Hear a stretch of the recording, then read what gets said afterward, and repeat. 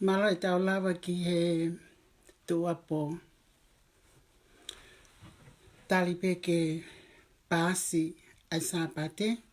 Ka tawa o mai ki he monite a mautolu koe ni i Amerikani.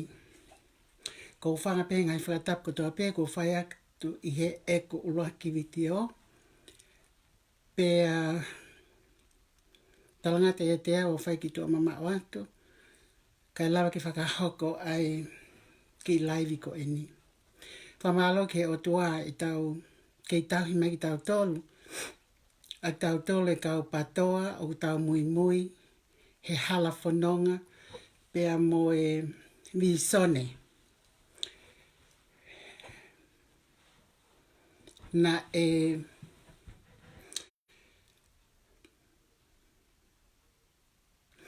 whai e tangata eiki, e akilis po hiva, pea kuania si i pekia, kau tau hoko atu. O ko fia pe ke u whakahoko atu, e mau laivi he tua pōko e ni. Ko e laivi whokene ai Patoa International Movements, Pēsia New Zealand. Pea ko laivi atau me Amerikani. O ko tau mua pe laivi ko e ni ko e fia.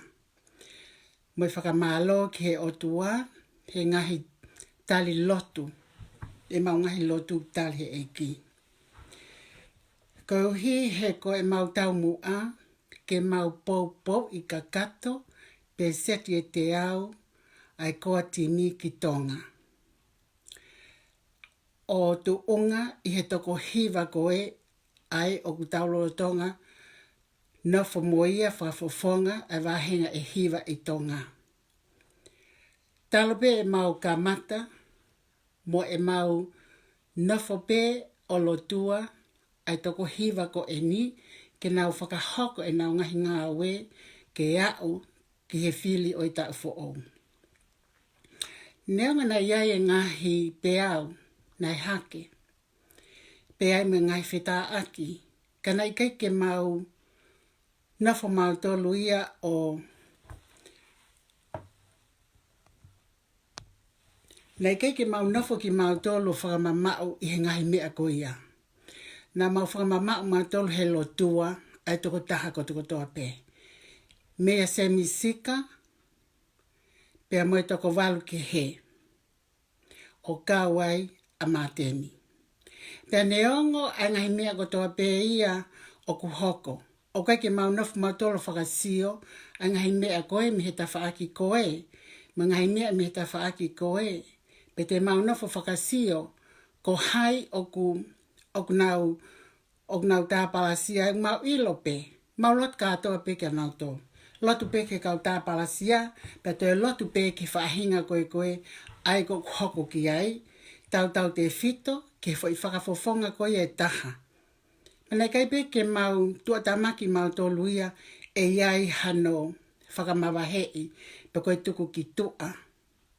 Pe koe mau pehe e alu whafofonga e koe iahe o koe kene malawa ka taki. Ka, mau asilot pe mau tau mai loto toa, he kai alu whafofonga ia. Ka tāpalasia o ke to tolo whetotoi, e nafo pe ia. He nane mo ui aki, ai tau mua, oi halafononga pe mo visone. Koe me ko fia ai ke o laivi atu e mau fia. E mau kulopu whakavaha pule anga. Mau whakavaha pule anga i he lotu. Mau whakavaha pule anga i he tāpue kina. Mo e whaka amu. E lele e toinga ta oni koe ni. Ke ka mata anga i tau fo ou. Pea hoko atu lewa. Ki he teu whili o wanoa wataha. Ai au tatau pe e mau nofo ko sio ke wanoa wataha. Ko sio pe ki he ikuna. O koe ki mātou sio mātou ki he fōi. Mau sio ki he ikuna. Ka koe uhi koe fōi whakapona koe ni na veteke a honi. Mau ilo lewa o ku kaupe eiki, o ku kapteni i he waka o i patoa. Koe ki mātou sio mātou ka tawha aki. O mau lo tua aki nau tolu koe ni o ku whai a ngahi ulungaanga ai tuku aki i. A ngahi ulungaanga ki he tuku hifo. Ka e, o ke mau ita mātoga nau tolu. O ke mau latua nau tolu. Ke uhi ke mau ai mahino. Ko mau whatongi ape, ko whetutaki mo koa tim, ke mau tokonia ki nau tolu. Ai toko hiva. Hawhainga tapa pe te mau lava o whaia ai tokoni. Whakaongonga pese te te au ka ki nau tolu. Hai nau tutori mai ka mau tolu, koe me a ia. Ka kuia ngahi mea o tokoni ki tonga e fō kotoa pe he patoa tim. Ka uhi ka mau ilo e whakaotua ia. Te whakaita niti. Ai ngahi, ai anga ko ia koe ki te whai hawhelau aki ma whike i kei. Moha toi whakatu utu watu. Moa ai ke tau pule ata whitka ki tau tolu koe mulini. O koe ke whie mao ia ki tau hanga pule he o koe ke tau nofo i tonga. Koe tau pōpou me muli ke tau tokoni. He koe ka voters, koe ka kaiko nau whai koe check mark ai whili. O nau nofo nau to i tonga. Peka pāko ki tau tolu koe ni mulini, o tau lava puna ki tonga le sisita, pa tau whili, pe au sai. Ko nu sila unau maa whenga maali e ko iaha unau wofi. Ko Amerikani o ku ki i whainga taa. Hei te tau puna atu, tau puna mai, te tau toi puna atu. Ki he whili. Ko e kau to ape te nau lava e fo i alu ko ia. Ko tau tolu koe ni i mulini. Kai ki o whapopula ia ke lea ia ke ka nau tolu koe o nau tu waki maa lohi ai patoa me he ni whamalo ka ki nau tolu. Whamalo ke nau lava whai angai whatongia ko ia. Ka ko mau tolu, ko e mau tau mua pe a mau tolu ke mau mo ui whakaongongo. Whakaongonga se misika. Whakaongonga se a ospohiva ko se ke itali ia. Ko e taki a se misika. Mau whakaongonga ko toa ke tek nau tolu. Lo saline. Mo ki nau tolu ko toa koe i loto. He koe uhi koe ngahi, koe whoisea hiva koe mahu inga, ai whoisea hiva. Koe ke whi mau ke mole mea ha whoisea taha. He whainga taha no toi whi ngai mai. Koe mea pia ko hawai ko o laivi atu, he koe mea ko mahu inga iai. Whai mea pia ko mahu inga iai ko hau mui ke patoa. Hala whanonga, mui vi sone. Kai ke whakaiki ki atu o ki tau tolpene patoa o tau mahinoi. Kuia e toko taha kehe ia te nitoki hao whamala ngai, ai ngofo i mea ko ia e ua. Pe au teu pe toko taha ko ia ki ai, kono whatongi ia. Ko whatongi ia pe oku koe whakamama whai atu, ai tau mua e mau patoa whakawaha pule anga, international, ko mau whatongi ia. Koe mo ui whakaongo, pe mau ngā aue whakalongolongo. He mau iloi whakapapau koe ngā aue whakalongolongo, o tāpu i kina he eiki. Ke ua ilo e mau mea o whai he to he mā, ke to mata o. Ko mau mea ko kole, mau kole ke eiki. O mau kole, ko mau ngahi loto whale, mau kole ko mau ngahi hoa, ke toko ni mau tō. Pālewa pe he e mau mea, kai ke ha mea te mau nofu mato te ho haa ki ai. Ke mau te nofu sio ki he, pe sio ki he i kai. O koe ke mau pōpō i whai hala. Koe whanki ulungaanga koe ni na tau whi a mai moe na whai tā palasia. Koe whanki personal o pē ia. Koe whanki ulungaanga ia kau leka. Koe whai mea mahu inga hataha o ku tōu whakamaka tōu. Nea ngohono tā palasia. Nea ngohono whakaongon ko viki. Nea ngoi ha moi ha moi ha. Kana i kai ke whai hala ia ke le mau i halao. O ku mau toko nii, ai toko taha ko ia, pe ku mau ofa ki ai, tata pepe ko hai.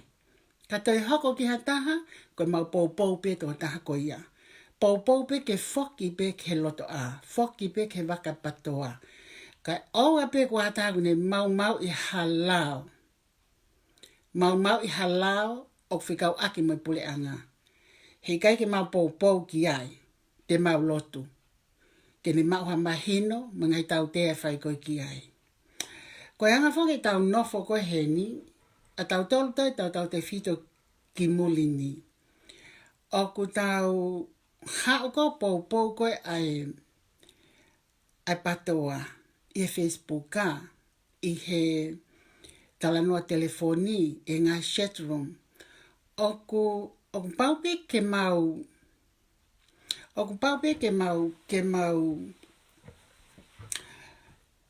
wako ke mau taktaha ilo i mau tolu. Pea ilo ho mau ngata anga. Oku iai peo tau taktaha ngata anga i he feitu kotoa i he siasi, he apiako, i he whainga kulupu te kau ki ai, o te ilo pe kita hoto ngata anga. Pea ko te whainga ke te whakaapa-apa, pa te tokai kakai, tokai tutu oni. O pehe anga koe e mau whiohi, whakawaha apule anga, mo mau kau ngā whanonga ko eni. Pea mau tokanga pe ki hono tu uaki. Hange pe koe tau ngau he siasi. Koe tau ngau he siasi, me tau o ke lotu, o tau tu uaki pe me ai taha. Koe kospeli, koe ongongo lele o sisu kalaisi. Moe mo ui whaka sisu kalaisi. Koe hinga i tau ai ke lotu. Taim kou tau kau e ke ngahi mea pehe ni. Hange koe ni tau kau ki hakulupu. Hange koe patoa. Koe tau kau koe ki ai, kua pau pe, ke tau whe ofa aki, whe tokai aki. Pe i tau loto ke tau hanga wha mamahi ha taha. Pe te tau nofo o hake hane tō no. Kai. Pau pe ke tau whe ofa o whani, he mea kot kotoa pe. Whakamea pango ia koe tau whanonga mehe ngahi wike koe ni. Koe ke lawa ha whe tau laki. Koe ke lawa ha tau whe alu aki o lau e ngahi post. Pe koe ngahi whanongo nongo, pe koe ngahi ongo. E tau ngahi kulupu patoa. Kai ke lawa whi tau laki.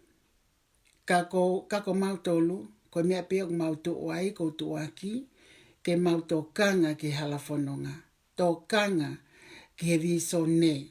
Mui ai, o e whanongo mea mau taimi, o e whanongo ki halau i kovi hataha, o te tau whanongo ki ha whewhi auhi i kai.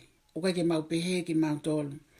Whakawhi ki mau tolu ke mau PSC, ke mau PSC ia ko e Patoa International, mo e mau Patoa USA. Ko mau whatongia pe ia, ke mau hanga o tuku atu e ngahi mea lelei ko toa pe, ke tau wheo hi ai.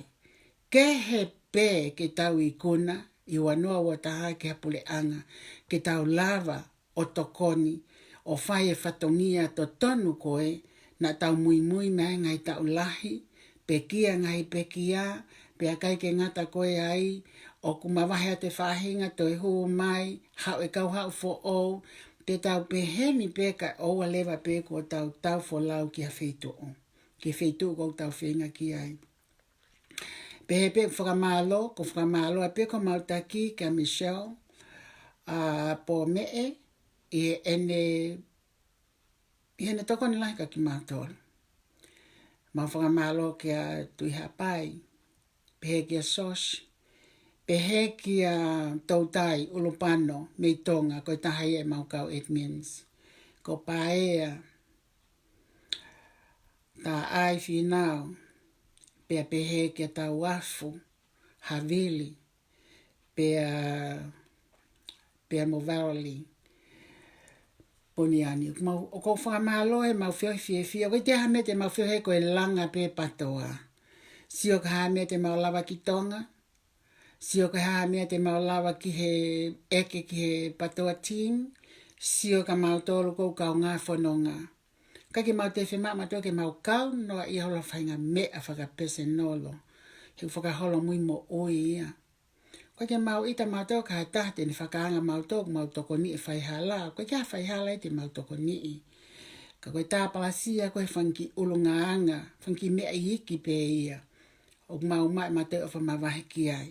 Koe ke mau loto mātou luia ke kau patoa ke li aki hataha. Ke hao pe hataha pe li aki pe a kai koe ke mau whie maari e patou lia ki tua i kai. Wai e aonga toko taha ko toko toa pe. Neonga e hao fo o me nofu fua loa, o aonga au pito. He kui kai ke tau ilo i angi. You never know, we never know.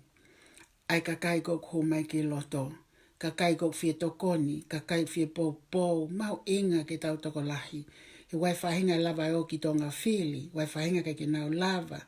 Ko tau alfa toko lahi me Australia, ko New Zealand, ko Amerikani, tau fe kau ngā pou ke whai e ngahi mea ko ia. Whamalo ke ngai whakamama ko toa pe. Ngai whakamama me ngahi patoa page. O tau whamalo ke, koe ke hatai ke tau tuki lalo.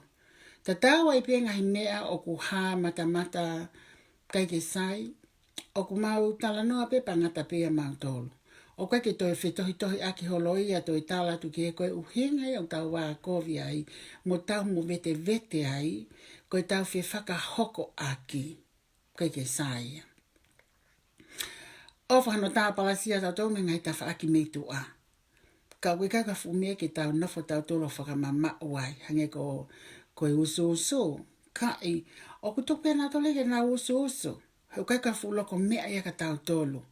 Ko tau tolo to ope tau tolo e halafononga. Vi sone. Ko mea maho inga ia na tokanga ki ai tangata eiki. Pa koe tau fiu pe koe he whanong ki ai tau toi foki. O rewinding ai tepi koe o mea whaka eike tangata eiki. Pa tau sio ke kakai e nau whaka apa e tangata eiki. Aho ene pekia. Tau whekumi. Ke Palestini o Waisilianana ni malanga e tangata eiki. Pea ku vai ai peho tau loto o tau tolu. O mui ta e toe whehu ia, e tau mui koe ki he hala whanonga. O i tangata eiki mo ne viso ne, mau inga. O mau ofa lahi kia se misika, mo i kuna lahi o ahoni. Hange ko sia osi, o mau mate he ofa ka sia osi. He whange pe mo ui tangata eiki. Pe aku mau ofa kia Mateni. Mau ofa kia Losaline. O mau ofa kia Pensimani. O mau ofa kia Vosa. O kai ki mau katoa e au e toko hiva. Ka ele wahingo koe ki whakalau watu. O mau ofa, o mau lotua e toko hiva ko ia ke nau tu umau pe nau whiwheka e whae ngā ue. Bang mau lotua mo e whaahinga o mau, koe ke mau ilo e mau tau ko hai o endos, ko hai. Mau lope mau tau ke kakai koe mai o tuato tonu. Mo e kole, mau whie mau ke mau ikuna e wanoa o taha. O kai ke tau tonu ke tau whanonga tau tolu ke kau heke koe nau pure angai ahoni. Ko hona o hinga koe lahiang e tau o te whanonga nau tolu. Once ko nau heke, mama o ake mama o taha mea ki nau tolu. I he inbox, i he share hato e mea ki ai. Tuku ia he kua nau heke ka pau na nau ofa i halafono ngā mo viso ne. Mau taime tu o ngā pare mi ia. Ko kole pe. Tau lotu pe manau tau tu ke whakaose na whakalele pule anga ka tau tokanga mai ko tau halafono ngā ke tau si lawa i kuna i he wanoa ua taha. Koe kole pe ia. Pea tuku e tau wheta aki ka tau whelotu aki. Pea tau ofa ke kau ngā whono ngā kotoa. Ofa tau whonua. Tau kei whakaapa pe ko tau tui he kulolotonga tu i pe ho tau tui. Te tau kei whakaapa pe ke pule anga una whakalele mo tau lotua ke otua ai mea koko ki tau whie maali ai. Koe uhinga pe ko laivi atu ai ka lewa ngai mea o kai ki umana tui. Ke u lave ki ai i kai. Mana tua pe, ai kau laivi ko ni ko laivi ko he te mea. Unau laivi mai ko e hange ko kau tangata ko unau laivi mai. Kai foke u loko mahenia mo nau tolu, pa ko tio ko ke mau friends, he Facebook ka. Ka ko ngahi laivi ko unau laivi mai, te sio pe, ka ko kai ke te tui ki ai, kai ke te poupou i, he ku te kai ke usio au ia he laivi ko e koe kau tangata, whakalaka i he laivi e ka kai whiwhine. Pa ko whakataua nge pe ke nau whakaholo e nau laivi. He ku tau lele he mea koe ngari vale. Ko kia mea mau me iai. Kai ke ka ko ofa pe ka ki nau tolu. Ko whakaamo pe ke nau whakangaloko mai. E mea koe laivi koe ke tau aki whakamatala tonu hia. Tuai mai tonu hia ia.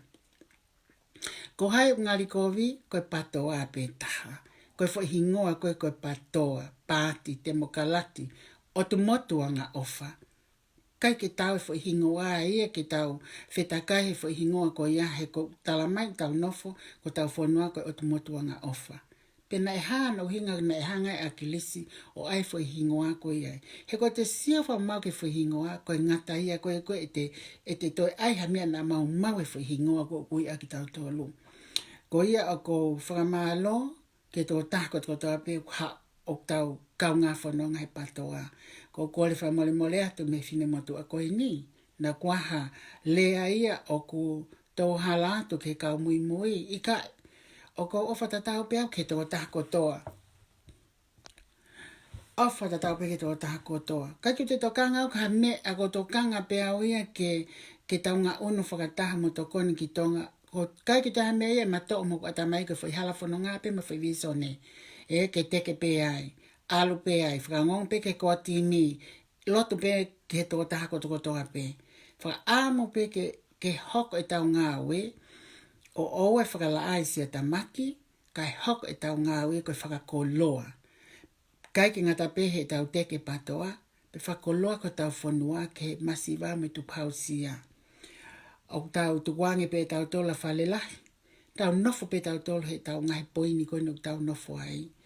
Ko mea lahi pia ko pou ki ai, ko ofa atu ke ngahi, mau ofa atu, aki mau tolu ko kotoa koe ni, nau whakalau atu, o mau ofa kotoa atu ki he patoa, kotoa pe, ngahi kulupu, ngahi pes kotoa pe no sila, ko Amerikani, ko Australia, ko mau tolu, ko Itonga, ofa kotoa ko tau kau ngā whanonga ko tau whangatokoa ko tau whangatuanga ane. Pa tau lotua ai ka kai kong nau hanga ko tā palasia ki tau tolu patoa mei tu a. Kei tāpoi kina pe mo nau tolu. Ange pe mo nau wiwi ke nau whewheta kai pe ai. Ko ia o pehe e ku lairi poni ko e kai kia hato e mea e te u whakalawa tu e au ko tui ko mea koe ni te mau toki hoko atu lewa i he wike kaha o. Te mau toki hokat lewa ai pe ko hai o ku tonu ki hao ho mai o hoko atu. Mantiu mau ke ako pe. Mau ke ako pe he whenga e koe ni ke mau laivi ate ngahi mea koe o ku aonga mo kaunga ka te tau tolu. Pea ko tuku e ngahi mea ko toa pe, tau tuku e tau ngahi whakakau me tau ngahi mo tau kau ngā patoa, mo tau timi, o ku tuku pe ia ke otua. O tau lotu pe ke tokoni mai otua ke tau teke koe ni, pe tau mo ui manawa he, mo ui tokai, tau mo ui whakaongongo. Pe ko tau whakamama, ko tau aipi mo tau ki malei ke toi tapua, lau ki same, lau ki paloveape, ke o maha tau poto whakatamai, mo tau poto whakailau maalie. Pe e me lia lewa mea kotoa, pakalea maha tahea ka kita. Ka, uki te whima ki tae ke mole to iwi ke te whakasia mo te toi nofo i tātu. Whono no e tau nofo i mamani. Ngai tā kono tau nofo tai po ke tae hongo fulu, tae tahanima, tae ua noa, ok whono no koe alo e hau wawe au pito. Ko ia ku atu e ku ofa mawahe, ke kau whai whikau nau lotua e patoa. Oku nau si me mipa.